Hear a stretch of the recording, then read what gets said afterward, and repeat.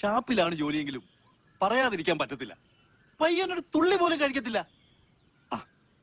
പിന്നെ മേരിക്കുഞ്ഞിന്റെ കാര്യമാണെങ്കിൽ രാവിലെ തന്നെ പള്ളിയിലാ. പിന്നെ 10ാം ക്ലാസ് പഠിത്തമുണ്ടേ, അതുപോലെ. എന്നാ പിന്നെ കുട്ടിയെ വിളിക്കാം. വിളിക്കാം മേരിക്കുഞ്ഞിനെ വിളിക്കാം. മേരിക്കുഞ്ഞ മീൻ കച്ചവടമായിരുന്നു ഇതിനു മുമ്പേ. വരുന്നുണ്ട് ചായയും വരുന്നുണ്ട്, മേരിക്കുഞ്ഞും വരുന്നുണ്ട്. നോക്ക് നീ കണ്ടില്ല എന്ന് പറയുന്നു എന്നെയല്ല അവിടെ. എന്നാ പിന്നെ കാര്യങ്ങളിലേക്ക് കിടക്കാല്ലേ? ഇവിടുത്തെ കാര്യങ്ങളൊക്കെ പറഞ്ഞായിരുന്നല്ലേ? അതല്ല, കൊറേ വിരുന്നാലുണ്ടല്ലോ എന്ന്. എന്താ പേരിപ്പ വിശേഷം?